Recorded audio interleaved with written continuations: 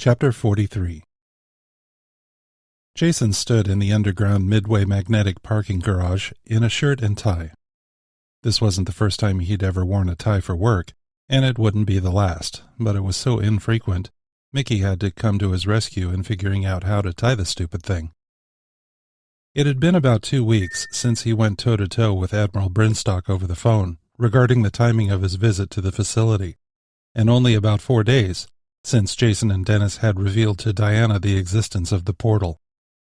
Flexing her administrative muscle, she rapidly orchestrated the building of a completely separate, secure room just for the portal, allowing it to be used without anybody else knowing what was happening. The main reason she worked so fast was because she wanted it done before the Admiral arrived. Construction went on 24/7 until 2 hours ago. They met the deadline. When Jason had previously spoken with the Admiral, Kenji expressed his desire to perform the inspection on the same weekend Jason promised to take Mickey to Las Vegas. Thinking about that trip and the phenomenal experiments that were a direct result of the philosophical discussion he and Mickey had over dinner, he couldn't help but smile. Their conversation led to him postulating the real reason for the anomalies in the first experiment, and to discovering the time-traveling nature of the fields they created in the detection chamber. Admiral Brinstock was due to arrive any moment, which was why Jason was patiently waiting in the parking garage. Dennis should have been at this meeting as well, but he was called out of state to oversee repairs to equipment used on an installation he was in charge of before coming to Midway. "Lucky dog," said Jason, half grinning. Only now, as Diana arrived to stand by Jason's side, did the massive hydraulics begin their mechanical whir, signaling the Admiral's motorcade was now arriving. Looking at the shaft coming from the surface, and the hydraulic plunger receding into the floor as it supported the descending platform where the Admiral's vehicle was carried, Jason licked his lips after noticing his mouth was suddenly dry. He was the real reason why this facility even existed, and with this new portal technology, Jason knew he was going to be even more invaluable. Yet he always remembered something his father said to him one time. "Son, never forget no one is irreplaceable. No matter how much you know, there is always someone else who knows more. Don't ever get too big for your britches, or you'll have me coming to take you down a notch." That one piece of advice helped shape Jason into the kind of man he became. That is what attracted Mickey to his charms when she wasn't really interested in anybody. The platform now emerged from the overhead shaft, descending to Jason's level and stopping. The driver of the four-wheel drive vehicle pulled forward and parked. The driver got out and opened the back door, allowing Admiral Brinstock to emerge wearing his dress whites. When Jason looked at the man for the first time, he thought how old the Admiral looked. Maybe the pictures he had seen of him were a little dated. Diana stepped forward to greet the Admiral, hand extended for a handshake, while Jason stayed back. "Admiral Brinstock, my name is Diana Olaney, and I am the Director of Research here at the MMPA. Admiral Brinstock shook her hand. "Nice to meet you, Miss Olaney." Turning to Jason, Diana said, "And this is Dr. Jason Marsalis, Senior Technologist." Jason stepped forward and, with the best plastic smile he could manufacture, extended his hand. The Admiral shook his hand, saying, "Dr. Marsalis, it is a pleasure to meet you. Finally. I am a big fan of your work." "Thank you, Admiral," said Jason. "I appreciate that. I am happy to be of service." Jason thought maybe his first estimation of this guy might have been a little harsh. He seemed congenial enough. Right then, the proverbial little devil appeared on Jason's shoulder, warning him, "This guy lives in Washington, D.C., and rubs shoulders with people who smile at you while sinking the knife in deeper." Jason felt warned about trusting the Admiral about as far as he could throw him. "Would you like some refreshments, Admiral?" asked Diana. "Or would you prefer getting down to business?" "I'd like to get down to business, but I wouldn't mind some ice water," Kenji replied. While the Admiral's driver stayed with the vehicle, Kenji and his assistant, Sergeant Flume, along with Diana and Jason, proceeded to the elevator and descended to underground level 9, where the offices and conference room were located. The conference room was well appointed, with a 15-foot table and plush chairs all around.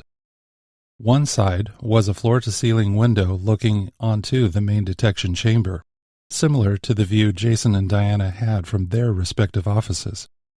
Kenji had already informed his assistant he would not be part of the meeting, so he took a seat outside the conference room. The only people in the secure room were Admiral Brinstock, Diana, and Jason. Diana was the first to speak. Admiral, I want to reiterate that it is a pleasure to have you visit our facility. Since the successful test of the missile deterrence system on 15 February of this year, we have continued to refine the operations of the facility and have been able to reduce the number of personnel necessary by 15%. We have also been able to conduct some scientific research which may prove beneficial to national interests. That's good to hear, Ms. Olaney, Kenji replied. I'm aware you are requesting another test be performed with the system. Is that still your desire? Yes, sir, it is, said Diana. However, we wish to perform such a test with different parameters. First, we would like to see the missile launched from a decidedly different location. The last missile came from the far side of Guam. In the next test, if there is to be one, we would like to see the incoming bird approaching from either the Atlantic or somewhere in the Middle East, proving the overall versatility of the system regardless of where the threat comes from. The Admiral thought for a moment before he responded, As you can imagine, Trident missiles aren't exactly cheap for the American taxpayer. When you couple that with the idea of launching a missile from a place like Saudi Arabia, it can open up a can of worms. We thought of that, Admiral, injected Jason. But perhaps we can tell our allies ahead of time that this is simply a test of the missile self-destruct system, and it wouldn't fly over any territories that may be a problem. In fact, it doesn't necessarily have to be a submarine-launched Trident. It could be an older technology missile, like an Atlas. Perhaps we could even invite representatives of our allies to come and supervise the launch, allowing them to see there would be no warhead involved. An Atlas missile, replied Kenji, allowing a small chuckle to escape. Doctor, I didn't know you were into obsolete history that much. Forgive me, Admiral, but I was resorting to hyperbole, Jason responded coolly. Kenji sat back in his chair, appearing to contemplate the suggestions. Your suggestions on how to handle this diplomatically have merit. I will make note of them and see what can be arranged. Thank you, Admiral, said Diana. Moving along, are there any questions you have regarding our operations here at the facility? Admiral Brinstock began inquiring about several specific aspects of the installation having to do with the power generation, along with the security systems and procedures that were in place. After going over several details, Kenji said he wanted to perform a visual inspection of the facility. Diana and Jason proceeded to give him as complete a tour as possible, making sure the newly built portal room was the last destination.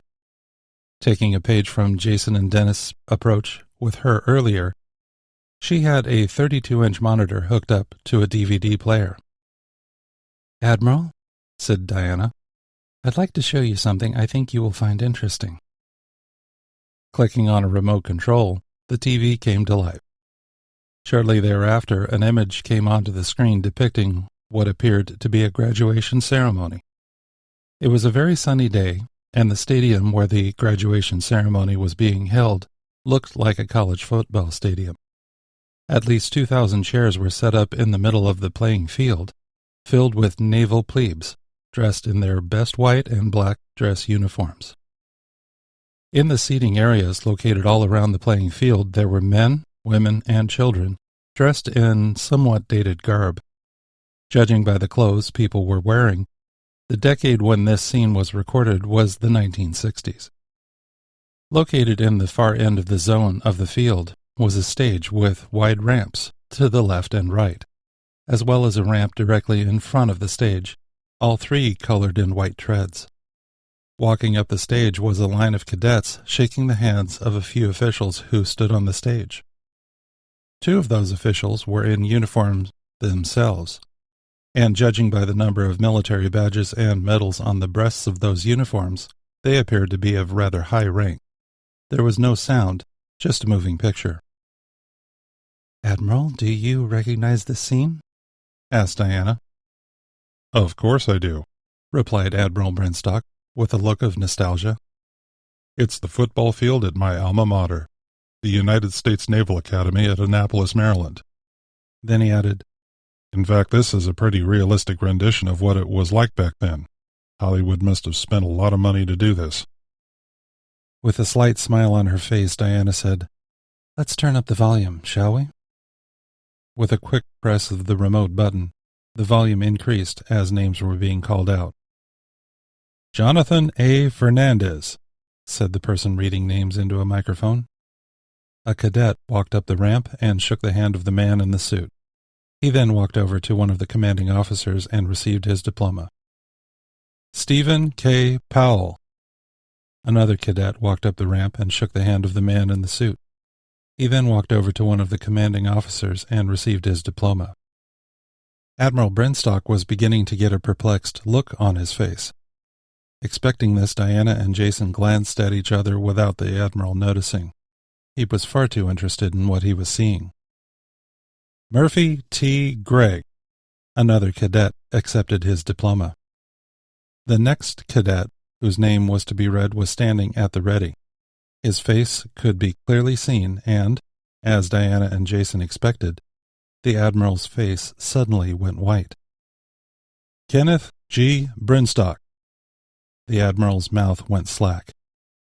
Cadet Brinstock walked up the center ramp, shook the hand of the Dean of Education, then walked over to a Vice Admiral to accept his diploma. After getting it in his hands, he turned to the audience and waved both arms above his head, signifying victory. Diana paused the video, and the image froze on Cadet Brinstock, looking directly at what would be the camera. The room was silent for about 10 seconds before anybody spoke. "Where did you find this film?" asked Admiral Brinstock. His countenance was that of a man who had been hit with a sucker punch. "Before I answer that, Admiral, I have something else to show you," said Diana. She then pressed a couple of other buttons on her remote, and another video came up. This showed people who must have lived 200 years ago, all dressed up as if they lived in colonial America. The Admiral observed that the casting in this movie was superb, since the people playing the characters of Benjamin Franklin, John Adams, and Thomas Jefferson seemed to perfectly depict those men. As he was looking at the movie, Diana spoke.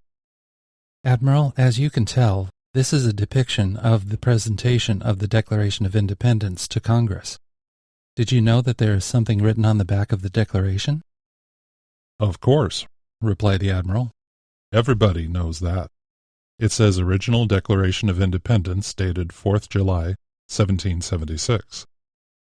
"Correct," responded Diana. "But did you know it was Edward Rutledge, a lawyer from South Carolina, who wrote it?" At this point, Kenji began to get irritated. "Ms. Olaney, I'm not sure why you are wasting my time with this tripe. I will admit I was a little taken back by the footage of my graduation, but now you're just showing me Hollywood-style movies. I'd appreciate it if you would get back on schedule with the inspection." "Admiral, what you just saw wasn't Hollywood movies. What I just showed you is probably the most sensitive secret in existence," responded Diana, with a deadpan look on her face, telling the Admiral he had better take notice. "Oh?" quibbled the Admiral. "Why would a couple of movies be the most sensitive secret in America, pray tell?" "Because, Admiral, Jason here has designed a time machine, which we used to go back in time to record those videos," Diana responded with a matter-of-fact tone in her voice, masking the excitement she was hoping to hide. "Sure you did," Kenji responded, while rolling his eyes. "Actually," interjected Jason, "Dennis had a lot to do with the calculations, which led us to some of the early successes in the laboratory. And if truth be told, it was a thought-provoking conversation with my wife about general physics that caused me to discover some of the scientific principles employed by the portal. The Admiral was silent for a few seconds as he squinted his eyes, trying to see how far this practical joke was going to be taken. A time machine, said the Admiral. It was more of a statement than a question. Yes, sir, a time machine, answered Jason. And I suppose you built this here? Asked Kenji, still not believing what he was being told. Actually, Admiral, you're standing in front of it, answered Diana. Kenji spun around and spied a lot of scientific machinery, but he had no idea of its purpose. You're trying to tell me this thing is a time machine? Asked the Admiral. Yes, Admiral, responded Jason. It's what we call an XYZT portal. With this, we have the ability to transport a person anywhere we desire, instantly. What we didn't expect was we can not only change a person's XYZ location, but we can also change their T location as well, their time location. Kenji continued to stare at Jason for at least 10 seconds, looking for any hint that this was all a big joke. He received no such indication. He slowly started to turn his body back toward the portal machine, his eyes pausing on Diana, looking for the same. None came. Once again he cast his eyes at the device. He slowly walked up to the device and looked closely. Aside from all the banks of computer equipment lining the side walls, the center of the room was dominated by a device that was about 4 meters tall. There were 2 curved pylons rising up from the floor, and a number of cables and conduits connected to the device. There was an inclined ramp leading up to the area between the 2 pylons. Admiral, would you like to see it in action? Turning around, the Admiral looked to the left and right and asked, Right now? Sure, responded Jason, if you'd like. Kenji's answer was simple. Okay. Jason turned around and walked over to a workstation and sat down. Previously, the operation of the portal required both Jason and Dennis controlling the power injection circuitry and matter stream redirection. That was automated now, so the portal could quite literally be operated by one person. Jason typed in the password and brought up the control software.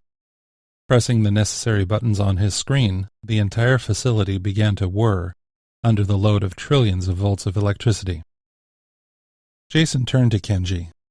Admiral, is there an event in history you would like to see? Or one you have a question about? The Admiral took a seat and thought about the question. After a few seconds, it occurred to him that he and his assistant recently had a conversation about the terrorist bombings which occurred in Houston, Texas on New Year's Day. The investigation had stalled, and there were no new leads which could be pursued on who had perpetrated this heinous act of terrorism. It could be someone local, or someone who had already fled abroad. They had no idea who had done it. The President was leaning on Kenji quite heavily to figure out who did it because it was rapidly turning into a political hot potato. The President's detractors were painting the President as someone who wasn't getting things done, using this situation to advance their own political agendas.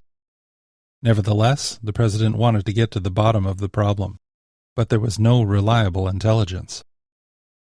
You're telling me I can give you a date, time, and location, and you can show me what happened? That is exactly what I'm telling you, Admiral, responded Jason.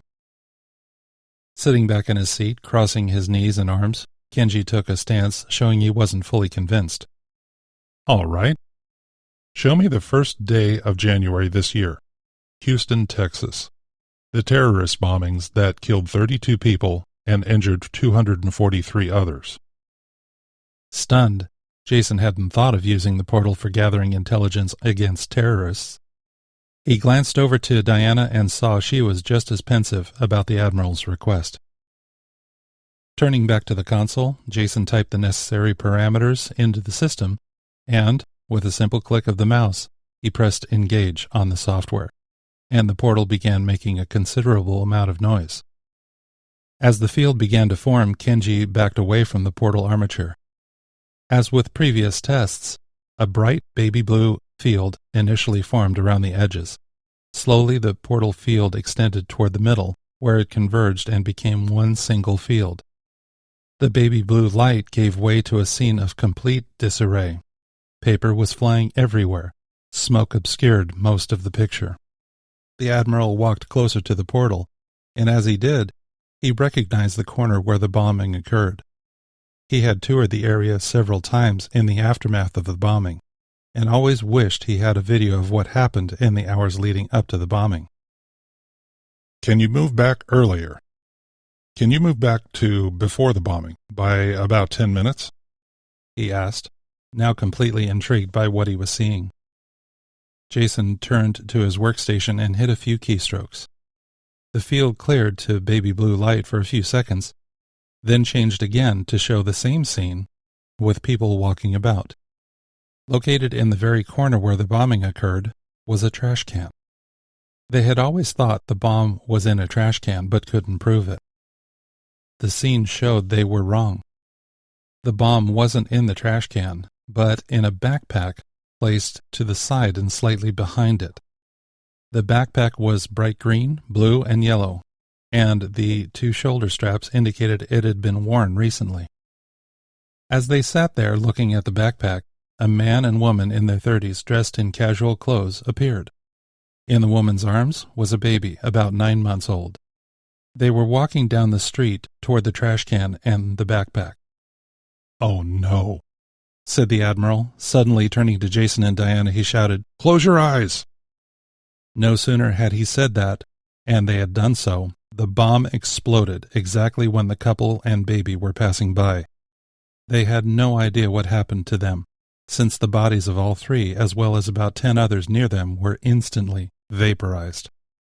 The bomb wasn't terribly large, but big enough to destabilize the building behind it, which was evacuated until engineers could shore up the structural steel. The carnage was horrific. Those who hadn't been vaporized and who had the unfortunate luck of only being injured were all lying about. Many were missing parts of their bodies, and most who were still alive weren't going to be so for very long. Jason was sickened by what he saw, and Diana looked toward the wastebasket near her in case she lost her lunch. The scene was enough to turn the stomachs of the most hardened of hearts. Even Kenji was put off by what he saw. The military tactician in him quickly came to the fore and started pursuing this new avenue of intelligence like a dog with a bone. "Go farther back, say 10 more minutes," said Admiral Brenstock. Welcoming the opportunity to change the scene, Jason immediately reached over and punched in a couple of new parameters. Within 5 seconds they were rewarded with the same corner, but no longer in disarray. The garbage can was still there, but no backpack. "Okay, let's wait and watch what happens." As people drifted by, it was easy to see how someone could put a backpack in this location without anybody noticing. There were far too many people interested in their own day and their own activities to pay attention to any. Just then, a Caucasian man in blue jeans and a jacket emblazoned with the Houston Astros logo walked by and paused near the trash can. He was wearing a Texas Rangers baseball cap and sunglasses. The man took off his backpack and placed it on the ground near the trash can, but he didn't move. He apparently was interested in his cell phone, pausing and resting for a moment as if texting someone. After lingering for a minute while typing on his phone, his foot moved to the side and pushed the backpack behind the trash can, the same location where they had seen it earlier. "Can you follow that guy to see where he went after this?" asked Kenji. Over the next hour, they followed him. He went straight to the airport and caught a plane bound for New York, then another plane to Los Angeles. They also systematically followed him before the explosion, back to where he had been camping out. It turned out he wasn't the mastermind of the bombing. The main orchestrator was a person they suspected had been involved in the bombing somehow, but couldn't link him to it in any way. That is, until now. They were able to record HD video of his conversation with the bomb planter, telling him exactly what to do, how to do it, and who to coordinate with. They also recorded him planning out the entire attack and giving money to all parties involved to purchase materials used in the bomb. With this new technology, there was no doubt justice would finally be served. When they had secured the last video evidence needed for an open and shut case against these perpetrators, Kenji sat back in his seat and let out a big sigh. You know, this is going to make it possible to get all the terrorists without any collateral damage. We'll get exactly who does what. Looking at Jason, he excitedly asked, Can you read the newspapers in the future and see what attacks are going to occur, so we can keep them from happening? Unfortunately, no, I can't, Admiral. That is impossible. When you work out the math for such an idea, the numbers run to infinity and can't be resolved. Kenji was visibly disappointed, but steeled himself with the knowledge that what he did have in his hand was far beyond anything he had when he arrived. Well, I suppose we'll have to wait until the tits arrive. Tits, Admiral? Asked Diana, taking exception to what she had heard. Terrorists in training, Miss Olaney. Also known as fun-sized terrorists. But as far as I'm concerned, they should all be eliminated. Both Diana and Jason were floored by what they heard. The Admiral was talking about killing children like it was nothing. This instantly put him on Jason's bad side. Kenji hadn't given it any more thought. It was nothing to him. When Admiral Brenstock left Midway Magnetic that day, he felt like he had just been given the proverbial keys to the kingdom. Now nothing and no one would stand in the way of killing every last terrorist. His promise to his dead wife was going to come true. Hey, fellow Galimarians, this is Dan Adrian, and I just wanted to say thank you for listening to my book. If you can, please click like down below because it really helps me bring these videos to you and lets me know what you like. Also, if you haven't already, please subscribe and click on the bell so that you'll get notified when I release more chapters. If you have any questions about this or any other of my books, or if you want to know more about what it takes to write a novel like this one, please make sure you leave your question in the comments below. Thanks again. I'll see you soon.